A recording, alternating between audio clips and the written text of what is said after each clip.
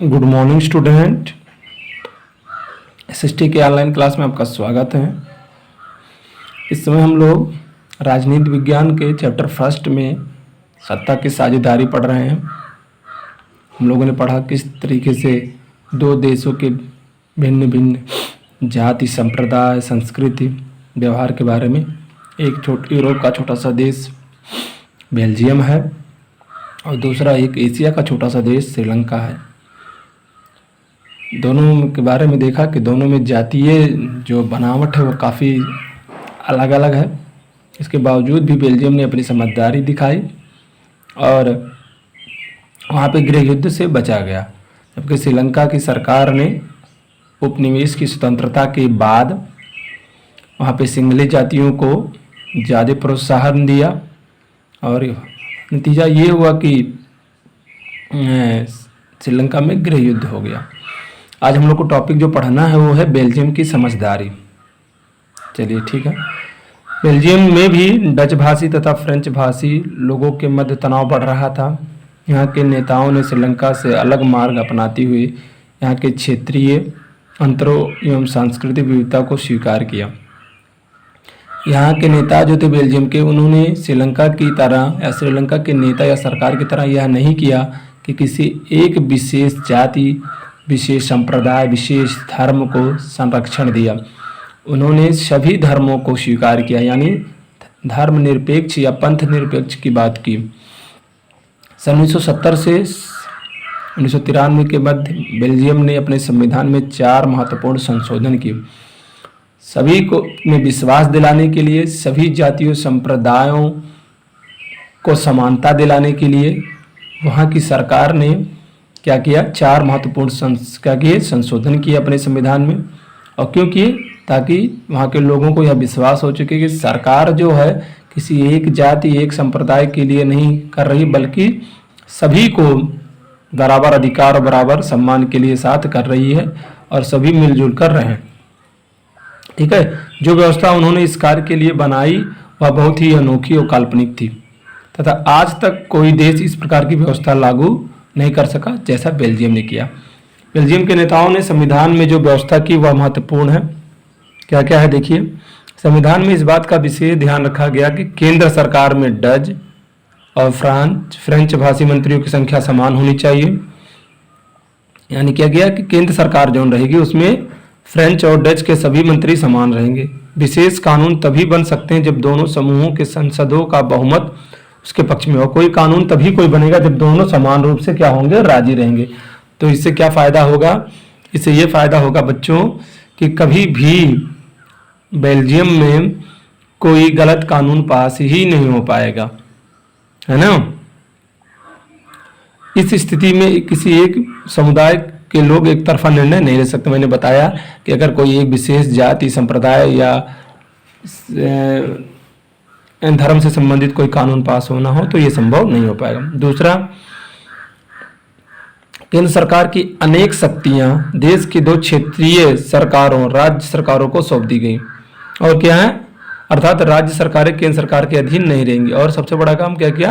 भारत की तरह, जैसे भारत में केंद्र और राज्य हैं, लेकिन भारत में क्या है, केंद्र राज्य को इतनी शक्तियां नहीं दी गई हैं जितना बेल्जियम में दी गई। तो इसमें क्या किया गया, इसमें जो छोटे छोटे राज्य हैं बेल्जियम, उन राज्यों को स्वतंत्र कर दिया गया और कहा गया कि वो लोग केंद्र से उनका कोई विशेष ज्यादा मतलब या लगाव नहीं रहेगा। ठीक है ना। अगला तीसरा जो नियम था, तीसरा नियम ये था बच्चों कि जो राजधानी ब्रुसेल्स है उसमें अलग सरकार रहेगी और इसमें भी दोनों समुदाय के लोग, फ्रेंच भाषी और डच भाषी के लोग समान रहेंगे। ठीक है। चौथा रहेगा, केंद्रीय तथा राज्य सरकारों के अतिरिक्त बेल्जियम में एक तीसरी सरकार भी कार्यरत रहेगी, जिसे सामुदायिक सरकार कहेंगे। जैसे हमारे यहाँ तृतीय स्तर पे, पंचायत स्तर पे, जिला स्तर पे या नगर पालिका स्तर पे होता है चुनाव, वैसे वहाँ पे भी रहेगा। यह सरकार एक ही भाषा बोलने वाले लोगों द्वारा चुनी जाती है। ये कौन सा है? जो तीसरी। बेल्जियम में फ्रेंच, डच और जर्मन भाषा बोलने वाले समुदाय के लोग चाहे किसी भी क्षेत्र में रहते हों, इस समुदाय सरकार का चयन करते हैं। ठीक है ना। यह सरकार संस्कृति, शिक्षा और भाषा जैसे मामलों पर निर्णय लेती है। क्या है? लोकल स्तर पे रहती है और इसमें तीनों जातियों के लोग शामिल होते हैं और इसमें चुनाव करते हैं। बेल्जियम का मॉडल देखने में तो वह बहुत जटिल लगता है, लेकिन स्वयं बेल्जियम के निवासी भी इस जटिलता को स्वीकार करते हैं तथा यह व्यवस्था वहाँ के नागरिकों के लिए अत्यंत सफल सिद्ध हुई। इस व्यवस्था की वजह से देश में संभावित जो गृह युद्ध था वो समाप्त हो गया तथा जब गृह स्थिति की स्थिति उत्पन्न हो जाती तो मुझे लगता है बेल्जियम के भी दो भाग हो जाते और कई यूरोपीय देशों ने एक साथ मिलकर यूरोपीय संघ बनाने का फैसला किया तथा ब्रुसेल्स को उसका मुख्यालय चुना। देखिए बेल्जियम में स्थित जो यूरोपीय संघ की संसद है वो क्या है, का मुख्यालय है। इसका मतलब बेल्जियम ने क्या किया, पूरे विश्व के लिए एक उदाहरण प्रस्तुत किया कि यदि भिन्न भिन्न जाति संप्रदाय के लोग अगर रहते हैं तब भी उनमें बिना लड़ाई झगड़ा के भी उनको सही तरीके से संचालित किया जाए, या कह सकते हैं अगर उनको बराबर अधिकार, अवसर और सम्मान दिया जाए तो फिर ज़्यादा झगड़े और बवाल की आवश्यकता नहीं पड़ेगी, जैसे भारत में इसका उदाहरण है। बेल्जियम एवं श्रीलंका की उपरोक्त चर्चाओं से हमें क्या शिक्षा मिली। प्रश्न है कि हम इन दोनों के देशों की जानकारी लेने के बाद हमें क्या शिक्षा मिल रही है। दोनों ही देश लोकतांत्रिक, फिर भी सत्ता विभाजन के वर्ग संघर्ष में दोनों भिन्न भिन्न प्रकार के समाधान खोजने का प्रयास किया।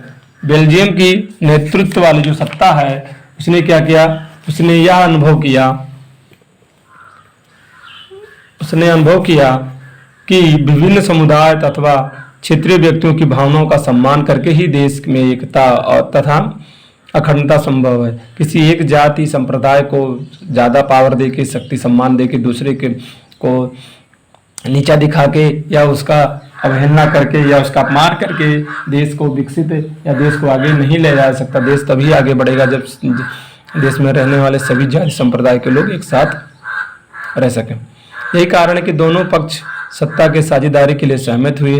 इसके विपरीत श्रीलंका ने तानाशाही रास्ता अपनाया जिसका खामियाजा भी उसे भुगतना पड़ा।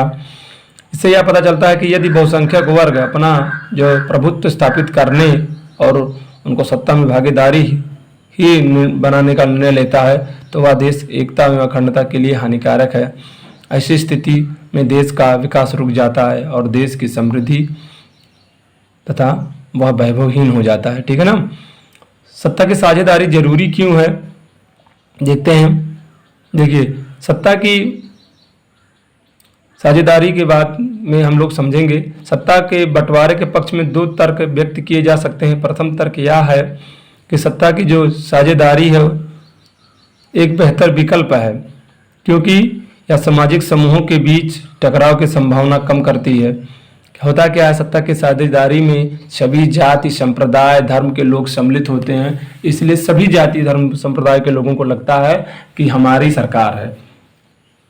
जैसे भारत में अगर किसी भी राज्य में कोई राज्य सरकारें चुनी जाती हैं या केंद्र सरकारें चुनी जाती हैं या कोई भी सरकार चुनी जाती है, क्योंकि जनता के द्वारा चुने गए प्रतिनिधि लोग होते हैं, इसलिए वहाँ के सरकारों को, वहाँ के लोगों को ये लगता है कि हमारे द्वारा सरकार चुनी गई है। वो ये नहीं कह सकते हैं कि हाँ हमने इनको नहीं चुना है। ठीक है ना। तो जब विभिन्न संप्रदाय से चुन के प्रतिनिधि सरकार में सम्मिलित होते हैं और वे प्रतिनिधि क्या करते हैं, अपने यहाँ क्षेत्र के, अपने जाति, अपने लोगों का प्रतिनिधि करते हैं अपने यहाँ राज्यसभा में, लोकसभा में या विधानसभा में या सरकारों में, तो लोगों को लगता है कि हमारे जाति का, हमारे संप्रदाय, हमारे धर्म का व्यक्ति क्या है, हमारा प्रतिनिधि कर रहा है। तो इससे क्या होता है, इससे में टकराव, गृह युद्ध या मनमुटाव की संभावना कम रहती है। क्योंकि सामाजिक संघर्ष प्राय हिंसा और राजनीतिक अस्थिरता उत्पन्न करते हैं, इसलिए सत्ता की साझेदारी राजनीतिक व्यवस्था के लिए बहुत जरूरी और अच्छा माध्यम है। बहुसंख्यक लोगों की इच्छाओं को अन्य लोगों पर थोपना कुछ समय के लिए तो एक अच्छा विकल्प हो सकता है। जैसा भारत की बात करें, भारत बहुसंख्यक हिंदू हैं और अगर ये चाहे तो अल्पसंख्यकों जैसे मुस्लिम हैं, ईसाई हैं, बौद्ध धर्म है, जैनिस्ट हैं, ये सभी लोगों को संविधान में संशोधन करके वोट से वंचित कर दें या और कोई काम से इनको छूट दे दिया जाए या उनके अधिकार कम कर दिए जाए, हो सकता है, लेकिन ये ज़्यादा दिनों तक नहीं चलेगा। कहने का मतलब ये है किसी एक जाति संप्रदाय को विशेष प्रोत्साहन, विशेष लाभ देकर कुछ समय तक तो उस स्थिति को टाला या संभाला जा सकता है, लेकिन लंबे समय के लिए विकसित करने के लिए सभी समाजों में विश्वास लाने के लिए बच्चों ये संभव या सही नहीं है। ठीक है ना। परंतु आगे जाने वाली समय में यह देश के लिए मैंने बताया एकता और अखंडता के लिए घातक सिद्ध हो सकता है। बहुसंख्यकों द्वारा अल्पसंख्यकों का उत्पीड़न जो होता है न केवल अल्पसंख्यकों के लिए परेशानी पैदा करता है बल्कि कभी कभी स्वयं बहुसंख्यक वर्गों का भी पतन कर देता है। दूसरा तर्क हम कह सकते हैं कि लोकतांत्रिक व्यवस्थाओं के लिए सत्ता का बंटवारा होना आवश्यक है। दरअसल सत्ता की साझेदारी लोकतंत्र की क्या है आत्मा मैंने बताया। लोकतंत्र का अर्थ ही है कि जो लोग इस शासन व्यवस्था के अंतर्गत हैं उनके मध्य सत्ता का बंटवारा किया जाए हैं और ये लोग इसी ढंग से रहें। इसलिए एक वैध सरकार हो जहां अपनी भागीदारी के माध्यम से सभी शासन में जुड़े रहें। प्रस्तुत दोनों तर्कों में से हम एक तर्क को उपयुक्त तर्क और दूसरे को नैतिक तर्क कह सकते हैं। युक्त तर्क यानी समझदारी तर्क लाभ कर परिणामों पर जोर देता है, जबकि नैतिक तर्क जो है वो सत्ता विभाजन के अंतर महत्व को स्पष्ट करता है। ठीक है ना। देखिए एक उदाहरण है, देखिए उसके पढ़ते हैं हम लोग। एक खलील है दिया है, हमेशा की तरह इस बार भी विक्रम रात के सन्नाटे में अपनी मोटरसाइकिल चलाया जा रहा था और बैताल उसकी पीठ पर बैठा था। हमेशा की तरह इस बार भी सोचकर कि कहीं विक्रम नींद में ना आ जाए और बैताल ने कहानी सुनाना शुरू किया। कहानी कुछ इस तरह की थी कि लेबनान की राजधानी बेरूत में खलील नाम का एक आदमी रहता है। उसके माता पिता अलग अलग समुदाय के थे। उसकी पिता ऑर्थोडॉक्स ईसाई समुदाय के थे और माता सुन्नी मुसलमान थी। आधुनिक शहर के लिए यह कोई आश्चर्य वाली बात नहीं है थी, क्योंकि अब ऐसा जाति धर्म संप्रदाय नहीं देखा जाता। लेबनान के विभिन्न समुदाय के लोग निवास करते थे। यहाँ लोग बेरूत में भी आकर बस जाते थे। वे आस पास साथ साथ रहते थे तथा उनमें मेल जोल हुआ करता था। परंतु गृह युद्ध में वे लोग आपस में लड़ते भी थे। खलील का एक चाचा ऐसी ही लड़ाई में मारा गया। गृह युद्ध की समाप्ति के पश्चात लेबनान के सारे नेता मिलकर बैठे और विभिन्न समुदायों के मध्य सत्ता के बंटवारे की कुछ बुनियादी नियमों पर क्या हो सहमत हुई ताकि दोबारा भी गृह युद्ध न हो। इन नियमों के अनुसार यह तय हुआ कि देश का राष्ट्रपति मेरोनाइट पंथ का कोई कैथोलिक ही होना चाहिए। सिर्फ सुन्नी मुसलमान ही प्रधानमंत्री हो सकता है। उप प्रधानमंत्री का पद ऑर्थोडॉक्स ईसाई और संसद के अध्यक्ष का पद पड़ोसी देश सीरिया के साथ शिया मुसलमान के लिए तय हुआ। इस समझौते के अनुसार आगे से ईसाई फ्रांस से संरक्षण की मांग नहीं करेंगे। मुसलमान पड़ोसी देश सीरिया के साथ एकीकरण की मांग छोड़ने पर सहमत हुए। जब ईसाइयों और मुसलमानों के मध्य यह समझौता किया गया तब दोनों की आबादी लगभग समान थी, लेकिन बाद में मुसलमान पूर्ण रूप से बहुमत में आ गए। परंतु दोनों पक्ष अभी भी उस समझौते का सम्मान करते आ रहे हैं और उसे मान रहे हैं। कितना बढ़िया बात है। अगर मुस्लिम लोग चाहते तो फिर से ईसाइयों को जो अल्पसंख्यक उन पर हावी हो जाते और फिर लेबनान में फिर गृह युद्ध स्थिति ऐसे आ जाती। लेकिन खलील इस समझौते से संतुष्ट नहीं था। वह राजनीतिक महत्वाकांक्षा रखने वाला एक लोकप्रिय व्यक्ति था, लेकिन जो मौजूदा व्यवस्था है के रहते हुआ सबसे बड़े पद पर पहुंच ही नहीं सकता। वह ना तो अपनी माता के धर्म को ही मानता है और न पिता के धर्म। असलियत में वह चाहता ही नहीं है कि उसे किसी भी धर्म में पढ़कर जोड़ा जाए या पहचाना जाए। वह यह नहीं समझ पा रहा है कि लेबनान भी किसी अन्य समान लोकतंत्र की तरह क्यों नहीं चलता। उसका मानना है कि केवल चुनाव कराए, हर व्यक्ति को चुनाव लड़ने की स्वतंत्रता दी जाए, जिससे सबसे अधिक वोट पाने वाला राष्ट्रपति बन जाए, भले ही वह किसी समुदाय का हो। लेकिन इसके पूर्वजों ने जो गृह युद्ध देखा, उनका मानना यही है कि मौजूदा व्यवस्था ही शांति की सबसे अच्छी गारंटी है। कोई भाव सही कह रहे हैं। बहुत ज़्यादा जरूरी नहीं कि लोकतंत्र में भी आने के बाद वो सही हो। जो नियम बना उसके हिसाब से सबका प्रतिनिधि, सबके नेता सरकार में रहेंगे तो सभी समुदाय को ये लगेगा कि हमारा नेता हमारा प्रतिनिधि है, तो लड़ाई या गृह युद्ध की संभावना नहीं रहेगी। बैताल ने अभी यह कहानी समाप्त भी नहीं की थी कि टीवी टावर के पास पहुंच गए। वे यहाँ रुक सकते हैं। बैताल ने जल्दी से अपनी कहानी खत्म की और विक्रम से पूछा, अगर आपको लेबनान का पुनः कानून लिखने का अधिकार होता तो आप क्या करते?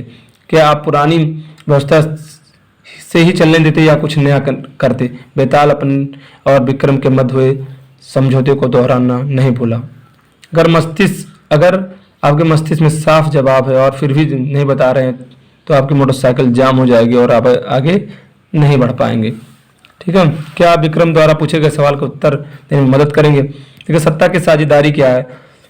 सत्ता की साझेदारी के रूप में ऐसे बच्चों हम लोग आगे पढ़ेंगे, है ना।